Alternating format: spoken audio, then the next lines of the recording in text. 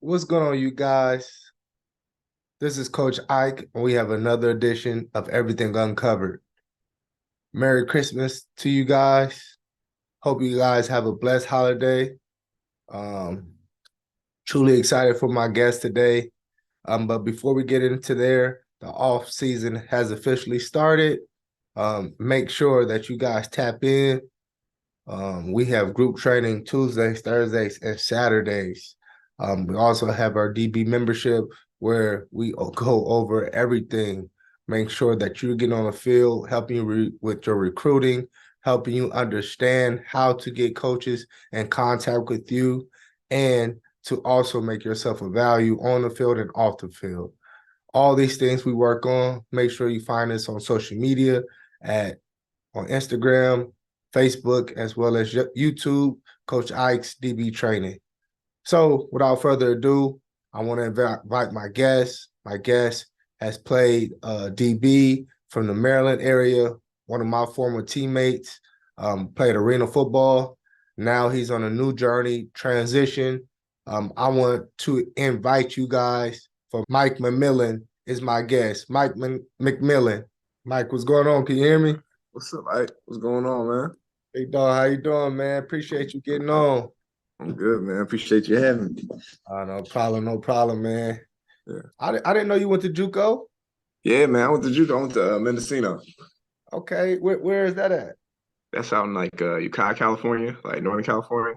Oh, okay. Yeah, Got you. yeah, man. We played like Sacramento City, like Shasta, and I'm trying to think who else. Like Feather River, like some Yeah, other I know schools. Featherweather. Yeah. My Yeah, boy, my one of my teammates at MTSU, he went to yeah, Featherweather. I already introduced you, man. I was yeah, telling a little bit about you, how mm, you were originally from Maryland and yeah, a little bit of your journey, and then you have transitioned, and I haven't gotten into that. yeah. But before we get into your journey and where you are right now, I appreciate you again for hopping on. Man, So all right, man. let's start off with, man, Mike, tell us your upbringing and how that was for you, man. Okay. Well, shoot, I was born in Oceanside, California.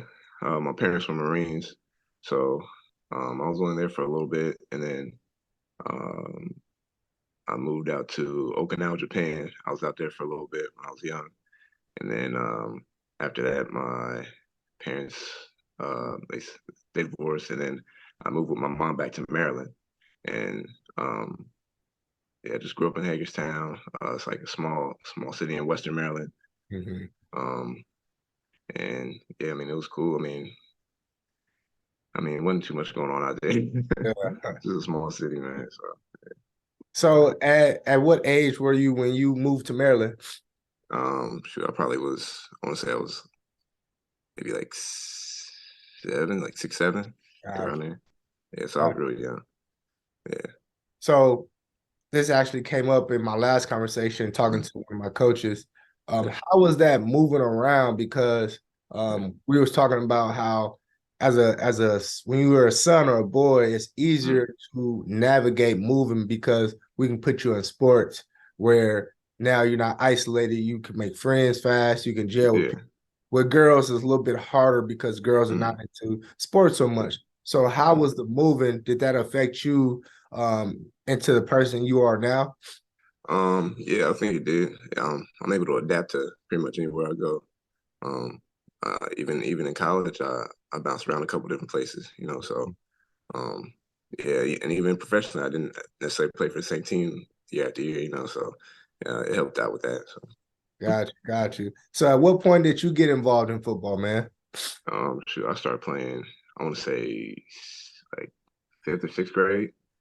Yeah, Got and I wasn't even sure. I was just begging my mom to play because I always loved football.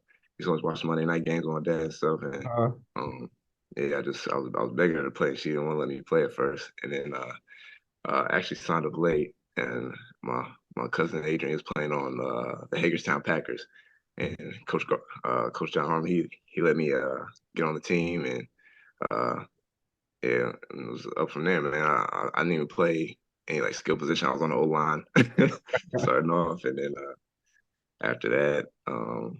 shoot, I went to I moved down North Carolina with my dad, and I played at Okay. Hunters Creek Middle School, and I played on the team on base, and I played a little bit of running back, and then Mhm. once I came back up to Maryland the following year, played running back and did really well, and yeah, kind of went on from there. So Man, that's awesome, man. And it's funny because youth football is big, man, like real big. I'm yeah, talking about, I mean, of course we play youth football, but mm, the parents they go out a little too much for their kids. yeah, A little too much. And I love the support. It's just these expectations going to the next level to high school is a yeah, little unrealistic. But but that's awesome here. So now you make it to high school. yeah. Tell us a little bit about your experience in high school football on the Mm, field and off the field. And yeah. then what was that recruiting process for you in high school? Um, so high school, my freshman year, I actually ended up pulling my hamstring, like running the 40-yard dash before camp.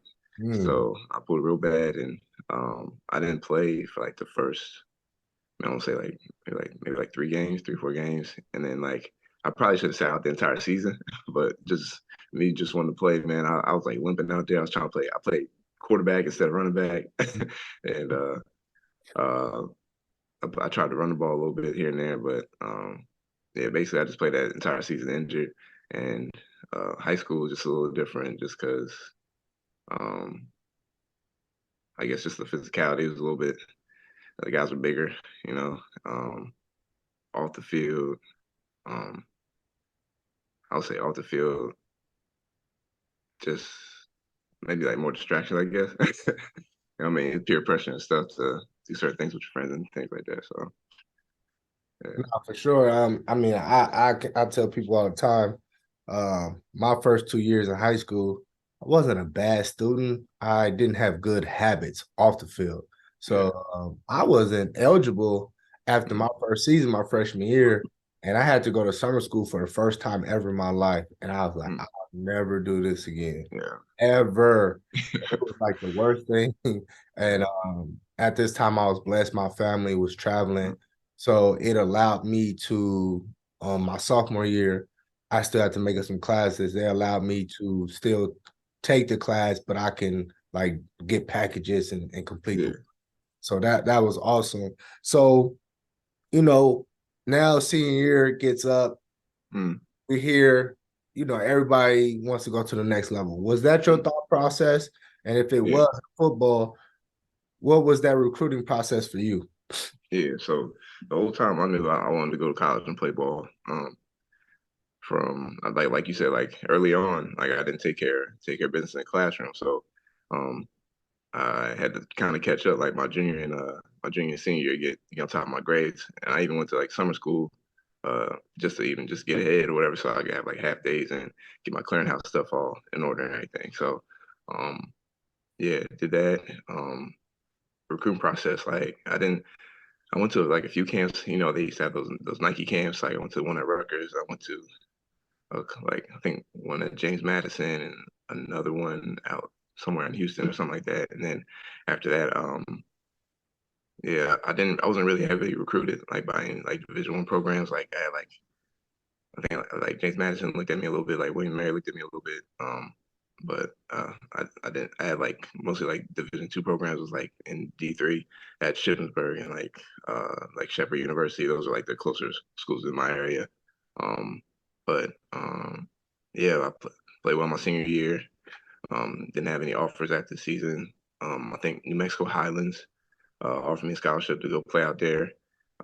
But I wanted to stay closer to home, so I ended up committing to Methodist University. It's a D3 school in Fayetteville, North Carolina. Mhm. And yeah, so that's kind of how. So you wanted to stay home. Mm, How did you end up getting the JUCO then yeah. on Oh Cali? yeah, from there. Yeah. Yeah. So So how did we make that transition? yeah, so Methodist was cool, but it just wasn't a good fit for me, and I just knew in my heart I could play at a higher level, So I wanted to take a chance and go out to JUCO and perform well because when I went to Methodist, I mean I started as a freshman, played free safety, had a really good season, so yeah, decided to go ahead and take the JUCO route and went out to Mendocino, played well out there, and yeah. So explain that to us because essentially you're a bounce back, rather if it's a D1, D2, or D3. Yeah. And a lot of people don't know what a bounce back is. Mm, You played that first year. Can you explain how your clock has started and then yeah. what that mean from you going to the junior college level and what Yeah. did that mean going forward? Yeah. So it doesn't. I believe it doesn't matter like whether you played Division 1 or D3. Like your clock is running. So it's a running clock for Division 1 if you want to transfer up. But I think with Division 2, it's like depends on how many semesters. I Yes. believe it's like yeah, or how many credits or something like that. So um, yeah, my clock was running for Division 1. Um, and then there's actually another thing that happened when I was transferring. They have a 4.24 transfer rule where it was like you have to like have your AA before you can transfer. It doesn't matter whether you were good with the clearinghouse or not. Mm. So that kind of I guess complicated things a little bit. Whatever when I was transferring to Ashland, and I actually ended up having to sit out that first year that I was there, and then I came back and I played the Got you. following Got you. year. So you made that transition. You played your first year Yeah. at D3, came to Cali, went Mm, to JUCO. mm, Prior to that, prior to that, attending the JUCO, did mm. you have any expectations or any understanding of what JUCO was? And No. then, and then, what was your experience like being on JUCO now? Yeah, so I had no idea what it was gonna be like, man. I just want to take a chance on myself. I was supposed to have a few conversations with some coaches on the phone from different JUCOs out on the West Coast, and they said that they told me that was where the best competition was at the time. So I was like, I'm trying to go out there. So I went out there to UCI, and I was like in the middle of nowhere. Like it's not what I was expected to be like. Because I had never been to California, Yeah. and like at an older age. Uh, Prior to that. So I was thinking it was gonna be like it was like on what I see on TV, like LA or something like that, you know. So we was out there in the woods and wasn't nothing going on. So it was cool over Yeah, man, they definitely got you, man. You for there. sure. Yeah, I think I know everybody's situation works out for them, but yeah, yeah, you could have went to some other schools that was like yeah, good and yeah, go, but I went JUCO as well, so I mm, understand that grind and everything like that. But I want to ask you mm, overall, what was your overall experience though? Because obviously, you get out mm, and you transfer out. But I always tell people, JUCO, I hated it, mm, but it was a love-hate thing. yeah, I love the work that we put in, yeah, hated it because how much we had to put the work. Like I'm not even mm, talking about just football. We yeah, had to we had to carpool, me and my boys, yeah, to my location. And that's like 30, 40 minutes a yeah, day. And then mm, up there all day not eating yeah, because there is no lunch, no food provided. yeah, Everything mm, is on your own. So how was your overall JUCO experience on top of do you feel like you were prepared for the next level on the mm, field and off the yeah. field to go to Ashland where you went after? Yeah, so as far as on the field, definitely the competition was tough out there. There's guys from all over the country, guys from Florida, guys from Texas, guys from you know what I mean. So um, and some guys are bouncing back from Division 1 schools, and you know what I mean. It's kind of like that too. So yeah, man, like practice was tough every day. We was going at it, fighting like. So I mean, it was good, man. Definitely toughened you up. I say, um, as far as the ground off the field, man, like, yeah, I know not having transportation. Like I said, when I first got out there, I was having to take the bus and stuff, and uh, yeah, just carpooling and things like that. You know, so yeah, I understand that for sure. So, How did it prepare you for when you transferred off to Ashland mm, on the field? Like as mm, far as did you feel like it got you ready to play? Because mm, some people when you go to a college and there's certain mm, schemes, yeah, you may not be ready out of high school. yeah, And then when you go to JUCO, I knew everything as mm, far as what schemes, how to prepare. So that regard, I was good. Were you Mm, good in that aspect as far as coaching? Your yeah, IQ was up to par, mm, and then off the field, like good habits in school. yeah. I think um, as far as like the habits in the school, I think it could have been better just because like at Ashland, you had like a support system. And we had like mandatory like study tables and things like that. And like JUCO, you're kind of on your own. You gotta take care of business. Uh, and as far as like the IQ on the field, I would say I think I learned a lot more whenever I got to Ashland. Like, cause like before then, like I think I'd only been playing DB for like those 2 years. I played receiver all throughout high school. So when I got to Ashland, like that's the first time I ever even heard of like a field and a boundary. You know what I Yeah. mean? I was playing like field corner, and it was just mind blowing at the time. So Yeah, yeah, it was new. Nah, for yeah, sure. And I think that's very important because I talk to my kids. I say you got to make sure you're going to a place where they're going to develop you mm, uh, on and off the field, of course, as a man, but at the same time, um, where it's going to help you to get you to your next goal. A mm, lot of high school kids, they want to go and just win.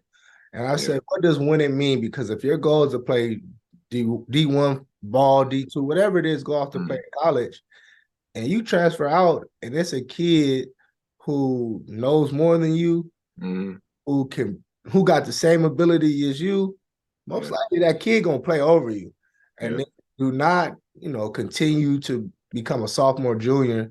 They mm, constantly bringing kids in. And if it's taking you a while to grasp what is going on, mm, most likely you're not gonna play. And that's yeah, just unfortunate how it is. So I like that you shared that as far as you continue to learn. But of course, we know at JUCO they're really investing in you, so they're gonna give yeah, you every opportunity as well. yeah, So before you get to Ashland, so of course, obviously, you're mm, doing your thing in college and JUCO for you to start getting recruited. yeah. Now the second wave of being recruited comes Mm, up. How was mm. that process for you? It was cool. I had a lot of Division II offers. I had some interest. Like one of the label, I had to make sure I had my AA before. So it was like so I had some D1 interest and stuff like, but I wasn't there long enough to get my AA in time. You know what I mean? So even though I was good with the clearinghouse, so it was looking like I was gonna have to go the D2 route. So I was like, all right, well let me just pick the best D2 I can go to. So took a couple visits, but once I took my visit to Ashland, I knew that's where I was gonna be. So I mean, I just loved it up there, man. They had uh, like new facilities. The coaches were great. I mean, they had a good time. The players were all cool. So I was like, yeah, this is where it felt like home. So So would you have changed anything or knew the information that you knew as far as your D1 and D2? mm, I could, of course, I'm yeah, pretty sure you could have played at the D1 level, but mm, we understand it's all comes down to how many years eligible you're yeah, able to compete.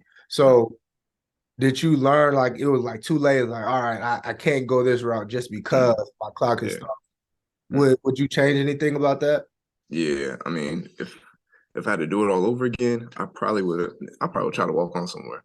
If I had to do it all over again, you know what I mean? Because I definitely feel like I could have earned a scholarship somewhere. But yeah, Not for sure. So for you guys to truly understand what Mike is saying, he played at the D2, which now started his clock. And we talked about this before. It's mm, all about how your units, how it's all set up. So if mm, you're a full-time student, your clock is starting on and off the field, okay, as a student athlete. Because he transferred and continued to stay a full time, his D1 clock is still continuing. He never redshirted. He was never under 12 units. So this is why his clock is keep going. Now, you have a shorter time period for D1 than you do in a D2 or D3, okay? yeah, So this is why he had to go to another D2 or D3 because it wasn't had to, it was just like he would have only like 1 year or something at a D1, and at D1s they don't necessarily want to deal with that. yeah, All right. So just to give you guys some context of his situation and what was going on. So you end up going to Ashland University mm, in Ohio. yeah, Now, You said you loved to visit. You once you got on Mm, campus, you knew yeah, it was. Now I've been yeah, Ohio. I ain't gonna lie. I don't. That's the probably least. yeah. So, what was your first impression though? Not your visit because your visit can Mm, be awesome. I mean, mm, visits they pose to be looking good. They yeah, pose to treat you right and yeah. everything. But what was your initial impression once you eventually got on campus and you was Mm. there?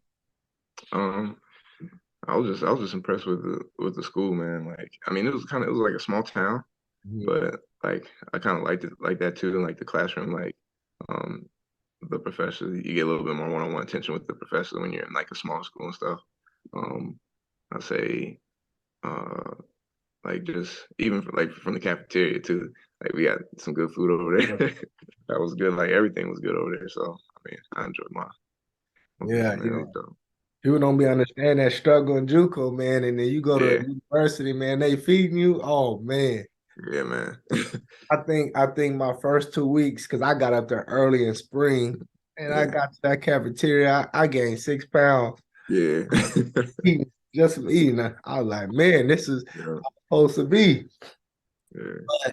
Um, what was your biggest adjustment Mm, once you made it um on the football field? Like, because mm, like you said, you had to learn mm, about what field and boundary was, but mm. at the same time, there is a growing period when you transfer from one program to another, and you got to Yeah, adjust to how everything is done. So, what was that biggest adjustment yeah. for you?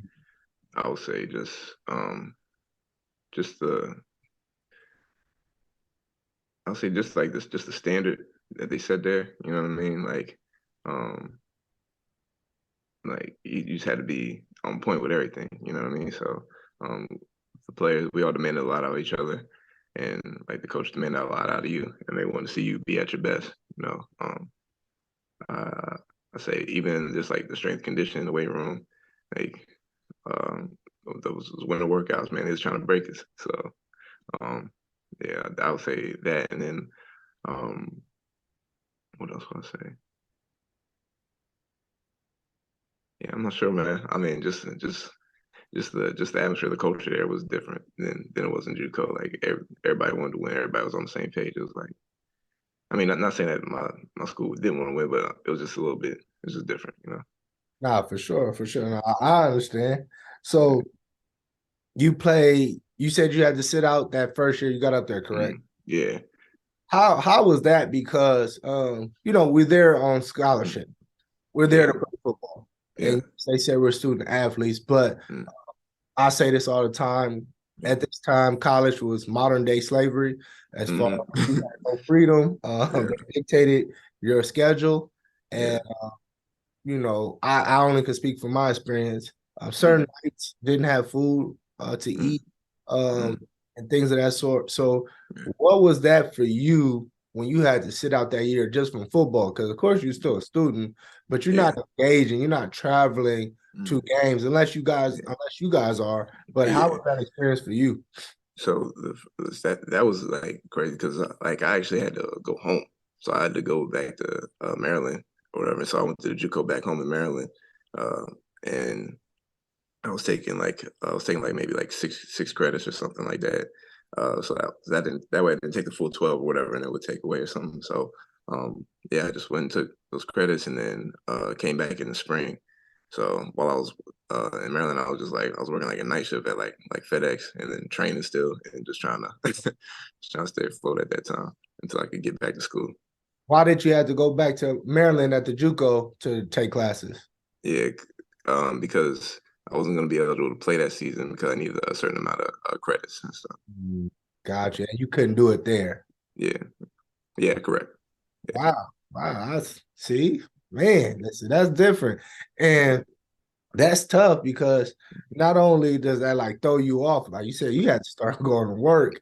And yeah, first of all, you go back home. yeah, And with a lot of people going back home, you can get off the wrong track real fast just because you're in an yeah, environment, you know what's going on. Like, man, you know what? I'm gonna sit out yeah, this year and just do nothing. But you stay mm, motivated. That's what's up, man. That yeah, definitely was. So yeah, you eventually make it on the field.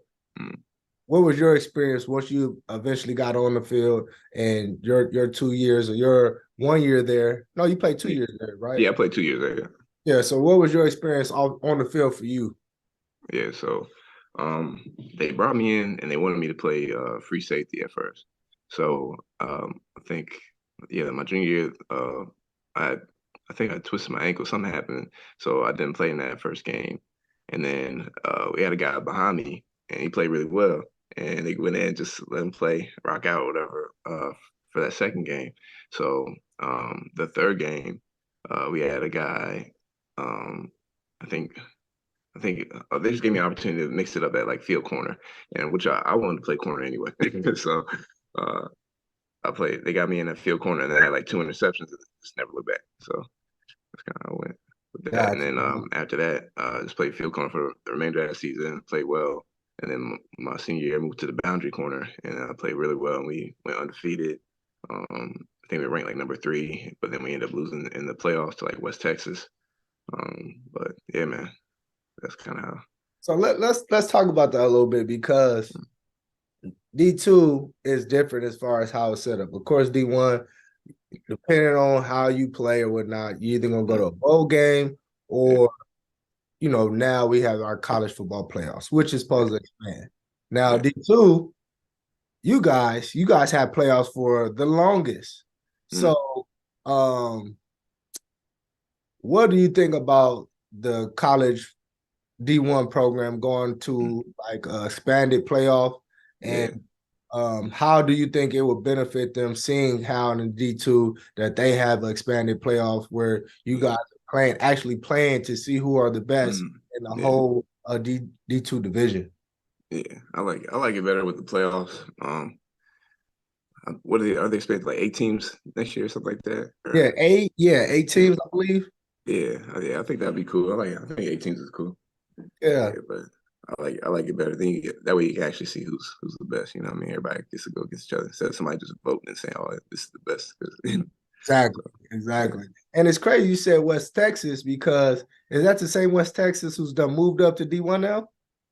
West Texas. They almost look like Texas A&M. They got like the same colors. Yeah, and it's like a Bobcat is there. Yeah, I think that's Yeah. them. Yep. Yeah, They yeah, in the yeah, D1 now. I believe they in the Sun Belt or something like that now. yeah. That's Yeah, crazy. I didn't know they yeah, came from D2. Uh, yeah, I know James Madison did, and they've been popping yeah, up yeah, for the last 2 years. So, yeah. and what city are they in? They're in Virginia. Virginia. Oh, Yeah, they got some ballers out there. They've yeah, been. yeah, I've been pretty impressed with them. I'm not even gonna lie. yeah. It's a good So, program. so now it's your senior year. It's Mm, final game. mm, The game is over. What yeah. is that thought process now after the game?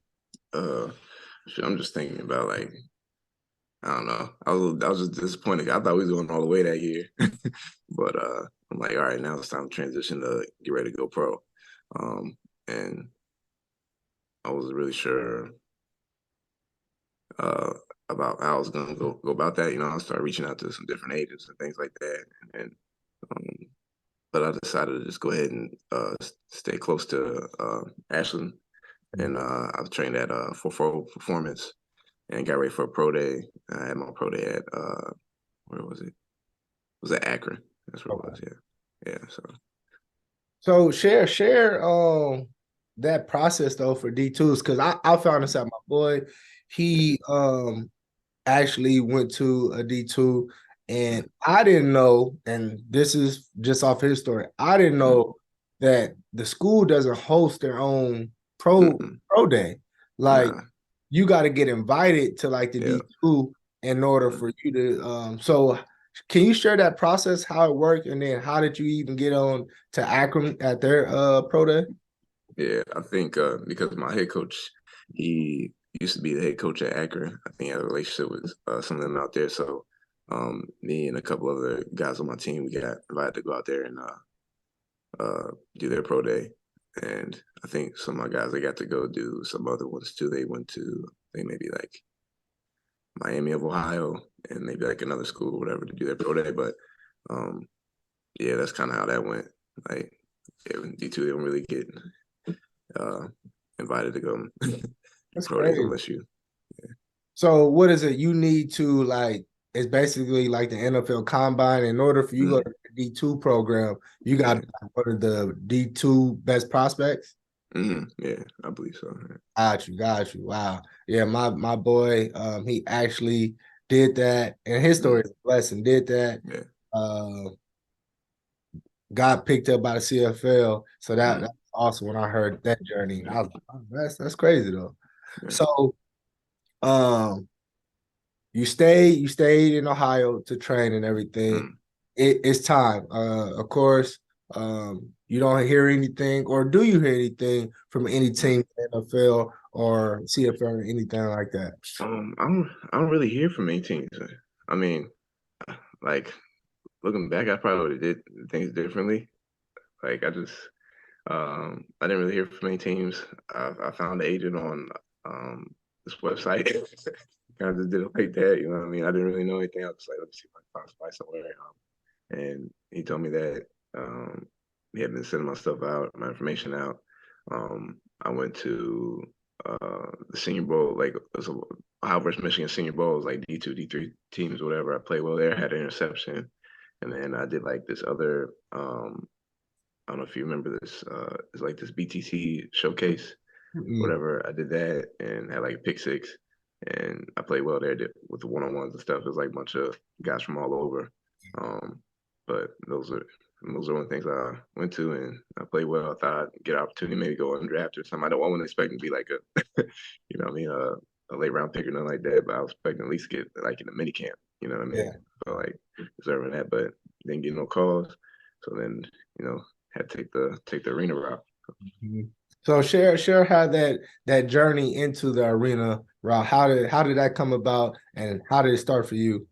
Yeah, so my agent, he reached out to some indoor teams in the IFL, and I ended up signing with the Sioux Falls Storm.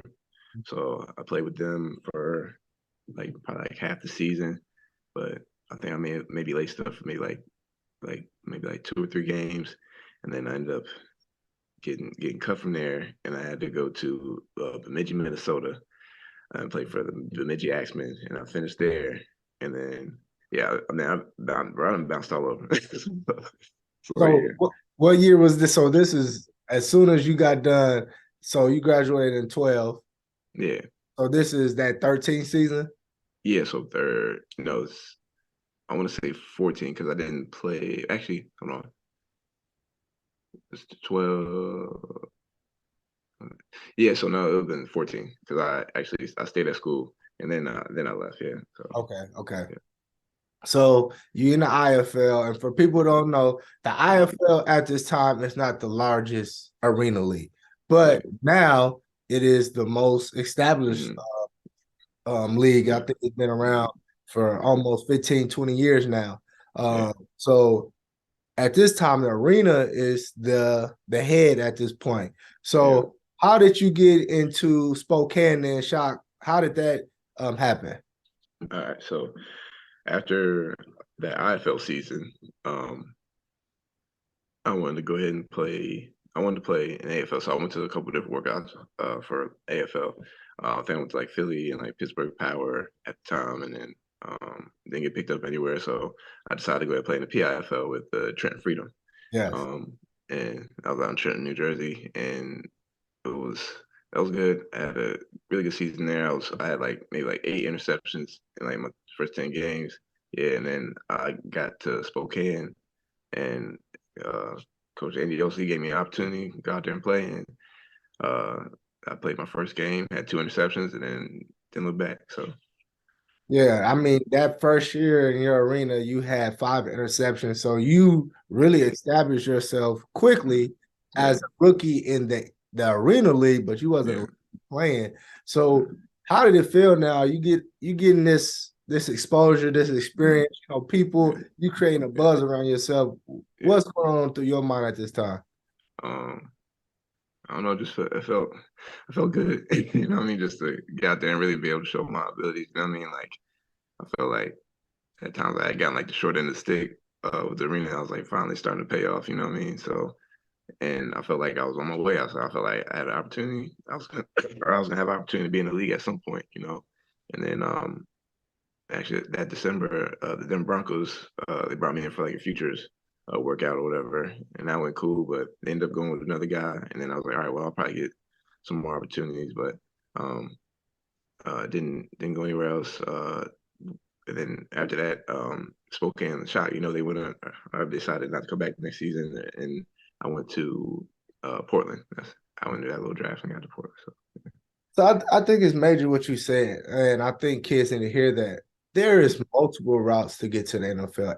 yeah, Everybody's journey is different. mm, I had several teammates who has gotten workouts from arena from what you do. At the end of yeah, the day, fellas, they want to see you playing football. yeah, They want to see you moving. They just don't want to see you working out. They actually yeah, want to see you playing football, and mm, they'll bring you in if you actually doing things and putting mm, the work in. So I yeah, appreciate you sharing. I didn't know you had to work out with the Broncos, so that's big yeah, time. That's what's up. yeah, yeah, So we get to Portland because now this is where I meet you at in Portland. In yeah, Portland, at this time, the league is not yeah, stable at all. At this time, the ownership, there is no ownership for Portland still. And so basically the league runs the team. What was your experience during that time? And then I love Portland, so I want to ask you, how did you feel about the city as well? yeah. I mean, I love Portland. The city was amazing. Still live here, so yeah, I love Portland. Uh, the team. I mean, I thought we had a good group of guys on the team. I think we just didn't have the same resources that other teams had with us not having the ownership and stuff. So it just made things a little bit difficult for us during that Yeah. season, and we had some injuries and things like that. So We started to click late towards the end of the yeah, year. Got into yeah, the playoffs, got popped, but still, I yeah, mean, towards the end of the year, we was balling, we was clicking as a yeah, unit. mm-hmm, So this is 2016, right now at yeah, Portland. So Portland folds.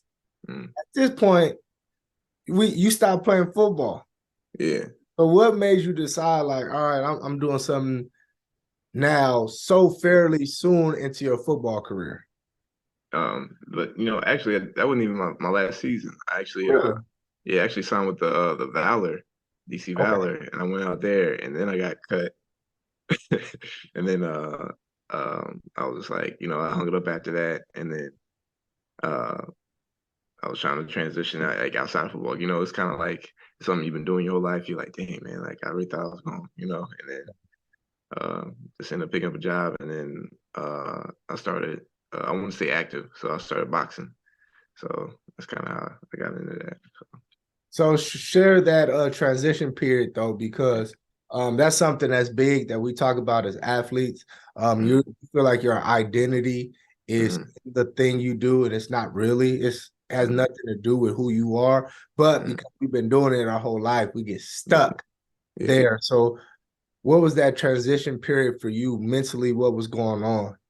Um, I don't know, man. Mentally, I was like almost in like a depression, almost like I was just like just real down on myself, and I was like, dang man, like it's like you put a lot of work in from from I started playing when I was in fifth grade, and then like you just thinking all the different routes you had to take just to even get to that point, and then you're like, damn, I think I finally got it, and then you know, I don't know, you just appreciate it more because it can be taken away from you and stuff. So, um, I yeah, share this all the time. I feel like we as athletes, we're like the soldiers, and we're mm, taking commands from our coaches. They yeah, dictate our schedule for us. mm, And now, once we stop playing football, we got freedom.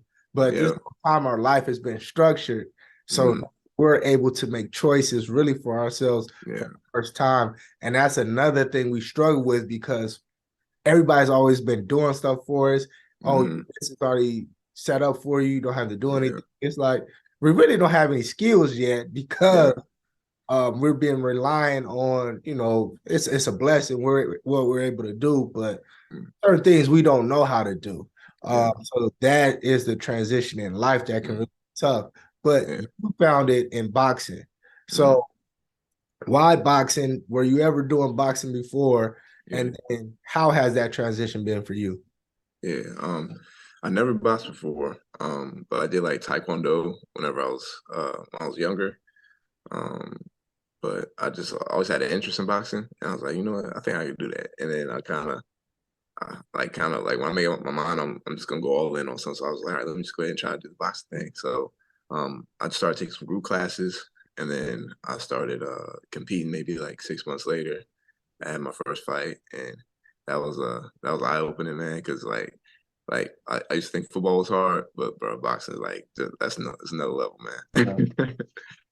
Ain't nobody coming there to save you, man. You by yourself in there, and yeah, it's rough. But I went through those growing pains, getting beat up at first and stuff, and then I started getting a lot better, and then um, actually lost at Golden Gloves the first 2 years, and then I actually ended up winning it the past 2 years, and then ended up going to Golden Glove Nationals and competing at like the USA national tournaments and stuff like that. So yeah, it's going well, and then I've actually had the opportunity to spar some guys that fight at a world level and stuff. So that was cool too. So that's crazy. So that escalated fast though. You went from Yeah, taking classes for yeah, 6 months and then you competing. So yeah, that's crazy. So yeah. you made that transition and you find success. So like you said, of course, you got to learn a new sport. You got Yeah, to build yourself up. But now you started mhm, having success. yeah, How do you prepare? Is that preparation the same for boxing as it was for football? And if it's yeah. different, how so? It's different as far as like the conditioning Mhm. because like you gotta get the miles in. Football, we used to just sprint. It plays over in a couple of seconds. Like boxing, it's like more of a marathon. You know what I mean? So, um, I would say that's different. And then like as far as like keeping your weight down, that's rough because I like to eat, man. Like, yeah, yeah, it's tough trying to keep my weight down all the time, and yeah, man, it's just things like that, um, and I would say mentally it's different because like you have to be a little bit sharper. Like football, you can play with like a little bit more emotion and and angry, but like with boxing, you got to be kind of a little bit more calm in the ring and like really watch what's happening and like Yeah, yeah. it's like chess. Yeah, Do you guys watch a lot of film or how is that? I'm obviously I know you guys yeah, watch. You got to scout your hmm opponent, but is yeah. that the same aspect as far as football? Me, I took that from football. I like to watch my opponents. Some people they like to just go in there Mhm. and they don't want to do any research on their opponent before they fight, especially like in the amateurs. But I think pro for sure they do watch film and stuff. So So you just talk about eating. So you play football, and yeah, sure you was 210 or something when yeah, you. it was probably like two. Yeah, yeah. So how much do you weigh now? And then how do y'all be Yeah. keeping your weight down for boxing? Shoot, like now I fight at 176 in the amateurs. But I walk around probably like 190, probably like 185, 190. Footballs, I was walking around probably like 200, 205. At my biggest, I was like 215. Mhm. But but yeah, man, really just died and like football. We pretty much, I mean, we were young too, so we was pretty much eating whatever we wanted and going out there and just doing what we had to do as far as like strength conditioning. But like now, I have to be now that I'm older too. Like I definitely like watch what I eat as far as like stay away from like the carbs and like the a lot of sugars and all that type of stuff. So yeah. Do y'all be having to be in the saunas a lot and doing all that spitting and everything? Yeah. At first, I used to be in the sauna a lot, but yeah, like I found a better way to start getting rid of the weight. The saunas they kind of drain you sometimes. So now, like I'll just kind of like put some sweet sweat on, and I'll hop in the hot tub and sweat it off like that, or just do like a light jog and stuff with like a sauna suit on and stuff. So Got you. So those suits, well, that you had to wear if you was too big in youth, that's what you got to yeah, wear. yeah, exactly, exactly. So what is your ultimate goal, man, for boxing? What are you hoping to accomplish? For me, I want to turn professional. I want to get some pro fights in and just take it as far as I can and can take it. You know what I mean? I feel like um, I feel good. You know what I mean? I've stayed active since football. You know what I mean? I feel like my body can go at least till I'm like, man, I got at least I go like 4 years in me, 3 4 years in me. So Nah, for yeah, I sure. go. Yeah. And where can people follow your journey, man? You know, where can they look you up to see where you are, how you progressing and everything? Yeah, you can follow me on Instagram is at McMillan301.